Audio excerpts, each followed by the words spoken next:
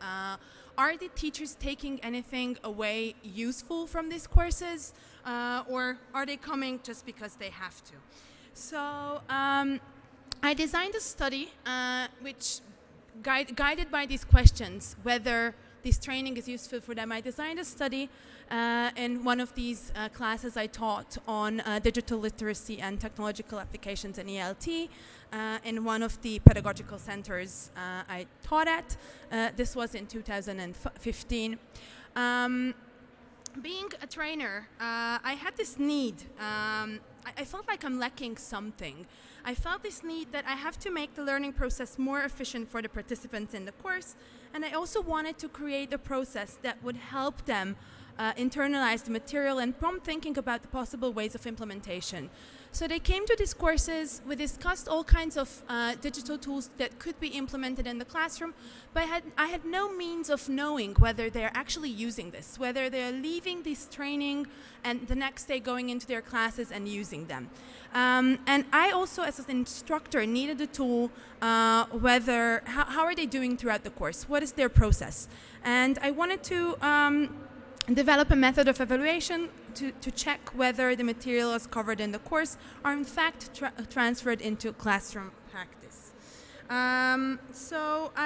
My action was that I dedicated time, about 20 minutes, for written reflection at the end of each class, and it was part of the course requirement, and I gave them 40 points for their final grade just for doing this. The idea was that the learners would be aware that they have to perform this activity and they would get a grade on it, and they would be more alert and attentive and would benefit from the process in the end. We implemented this idea of reflection. It gave them opportunity to think about new ideas, better understand them, and perhaps it will lead to more application. And as for the instructor, it really helped me to understand the learner's progress and efficacy of the content. So at the end of each session, I designated 20 minutes. We stopped everything and I asked them to rewind back the session and think about possible implementations. They had to write a short written reflection in their own words, relating to the following questions. What have you learned? What are you taking with you in terms of personal development and to classroom implementation? What was easy? What required coping? Any suggestions for improvement for me as a lecturer? And they had 15 minutes, so they just sat there in silence and wrote their answers, and all their answers were uploaded to the course Moodle. Following this, we had a group discussion. Everybody shared a number of ideas, some things they could take to their classrooms, things that they wrote to me about. So my methodology was I had an assistant who came and observed my classes. She also conducted interviews with participants from previous courses and participants who were in the program. She also interviewed me at a number of times. We also had end of the course feedback forms, and we analyzed the reflective products. Some general findings before I point out implications for professional development in the digital era. We found that reflection is beneficial particularly to those who understand how to perform it, to focus and what to include. So some voices, these are actual voices from teachers' reflections. I think I'm getting better at reflecting. I have to admit that in the beginning I didn't really understand what it means to reflect on the lesson, but now I see it's a great way to look inside and sum up the lesson for myself. So in the beginning I told them, just write about whatever you want, and they had no idea what they had to do, but they became better from time to time. And then somebody said it made me stop and think and focus more during the lesson. The timing of the reflection at the end of the lesson is an essential part of the successful internalization of the material. This was a teacher who told me this. All of the Hishtalmuyot is training in Hebrew. All of this training all the trainings should have reflections in the end. We also found that reflection is a form of communication with oneself, and it works better even as a dialogue. So I did not only ask them to upload their reflections to the Moodle, I actually replied to them. So we introduced a new form, and we called it Reflection as a Dialogue, which we believe it's more influential and more helpful and more motivating. And what happened is teachers were very, very engaged in this. They were waiting for my replies. Back then, I was taking the train home, and that's when I was answering them. And some of them even wished me. It became sort of like a personal type of communication. They were wishing me a good journey home. And they were even offended if I haven't replied to them. Like, oh, you were 3 days late. What happened? So here are some voices regarding this dialogue. Bridget's feedback really motivates me to perform the reflection because I feel someone is actually reading it and appreciating it. And they even said, looking forward to your response. In previous years, there were problems, but there was no official way to reflect. There was no immediate feedback. Now, Bridget can make immediate changes that will suit everyone. So after 3 or 4 sessions, I got enough feedback from the teachers, how they're doing in the course, what are they finding interesting, useful, so I could actually tailor my sessions accordingly. So not only it gave the teachers the opportunity to think about the material we covered and what they could do with them in class, it also gave me as an instructor a very good way to tailor my future sessions accordingly. So here, the reflective tool was also beneficial for the instructor in order to understand where the learners were throughout the course and even make adjustments accordingly.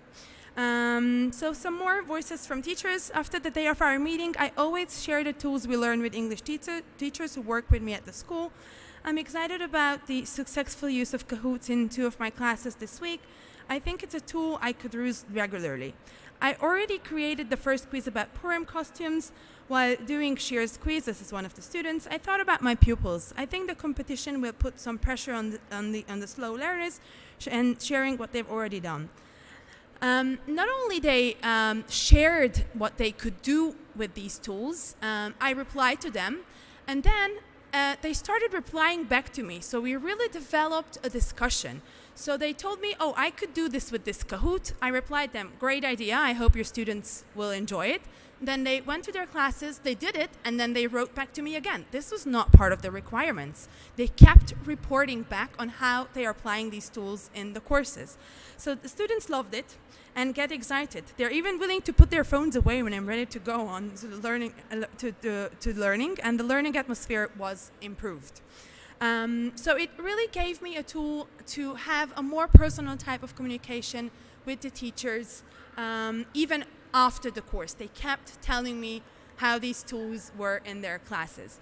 So this was my first study, which was an action research study. I further developed this to another study, which was a thematic analysis study. I'm not going to talk about this today, but I really wanted to analyze the content of these reflections further. So I wanted to know what are they focusing on? Who is the reflection focused on? Are they talking about themselves as teachers, or are they talking about their learners? Why? This was more like a reflective journal, so I looked at the purposes of reflective journals. I also wanted to check the estimate of reflective thinking. I'm not going to talk about this. This is already just about to be published in the TESOL newsletter. If anybody is interested in this specific study, I'm happy to share the results and send you either a written format or just talk about it. I would like to sum up. The reflective tool was really a means to meaningful and thorough learning process. Professionally, it gave the teachers a means to better assess the potential and the implementations of the material covered in the course. And implementing the dialogue and the reflective process offered a more personal type of communication between the instructor and the learners. And not only it was useful for the participants, for the teachers themselves, it's also important to note the significance that the device had for me as an instructor, that I gained the ability to tailor the curriculum according to the participants' input in the course. And I believe this would have not been possible without this action of reflection, nor without the help of the Moodle, so that they could actually keep writing to me constantly throughout the course's Moodle. I called my presentation Computer-Assisted Language Teacher Training because it was truly the Moodle that granted me this opportunity to develop an asynchronous dialogue with the teachers. Without the use of computer-assisted language learning and language teacher training, it would have not been possible. And as a teacher educator, I believe that teacher training in the digital era should include a mixture of both face-to-face. We are still teachers, we still need the face-to-face element, and to interact with one another and form communities of practice, but also a computer-assisted virtual world, which opens a wide variety of possibilities for us for training in the future. Thank you.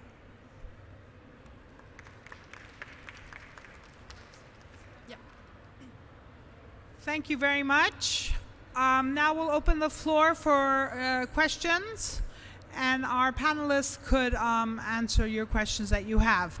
Before we start, let me just give you the link to the YouTube, if you want to write that down. Small letters, tiny URL, tiny TINY URL.com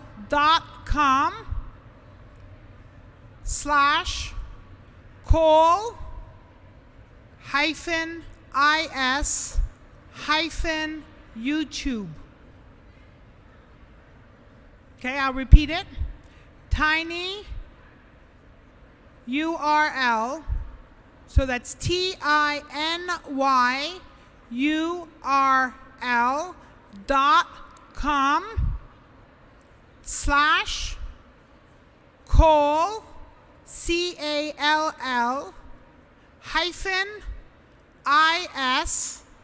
-is -YouTube. YouTube. Tube. YOUTUBE. Okay. And if you have any trouble, just get in touch with us and we'll send the link. Okay? So we open the floor to the audience if anyone has questions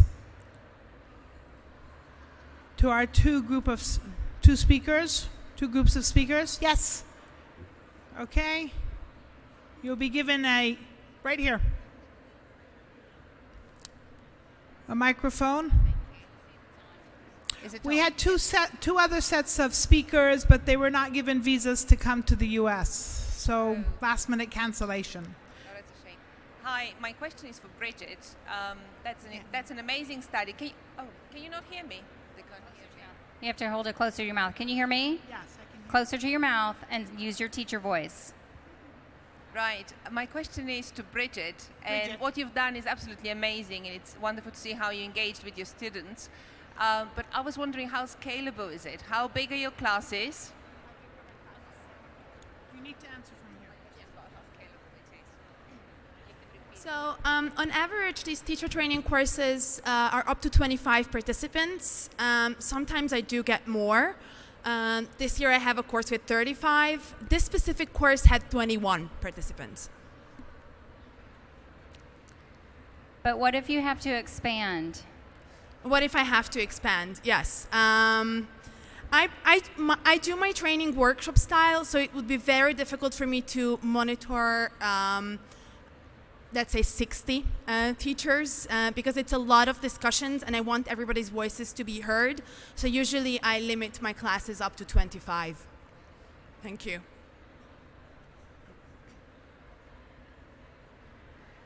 Anyone else? I think you limit your classes because there's also face-to-face. Is that why? Yes. So it's not just online, it's face-to-face. So there has to be the interactivity. Okay, another question? For the first group, I was curious about who came up with the topics for the blogs and if those iterated at all through your research process. So who came up with the topics? And we didn't hear the second part? For the blogs that and for the that blogs. they wrote. Okay.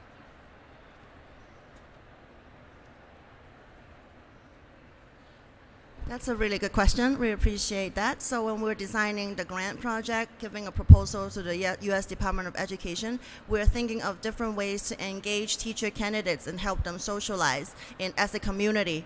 So that's why, like Dr. Kaiser explained, we want to group teachers from different school districts together. And so when we were thinking about that, one of the ways to help them engage in connect and then socialize and learn together is to have a blog, because a blog, it's a digital way that they can use outside of the classroom, that they don't have to, in a classroom we do have excellent discussions, but a lot of the times they don't have enough time to really say who they are, engage and then reflect and connect. So when we were designing the grant, we were thinking, let's think of something that we can move the learning outside of the classroom so that they can have a chance to also socialize as a group apart from class time. And that's how we came up with the idea. And then can you repeat the second half of the question? Yeah, so in those blogs, did you write the topics that they were going to engage on, or did they come up with them? Good question. So it's all naturalistic, which means that they can post their original posting according to what they think at what time that they think they want to put something out there. There is no topic per se. When they were writing the poems, though, it was an extension from the class. So in the class discussion, one of the teacher candidates raised her hand and said, hey, this is one of the poems that I found that it's really intriguing to us, that maybe we can write that together. So in the classroom, they wrote that, and then we extended that discussion to the blog so that other cohort members can also contribute. So they all wrote the poems together. So it was all naturalistic and teacher-centered. Thank you. Thanks for the question. Anyone else?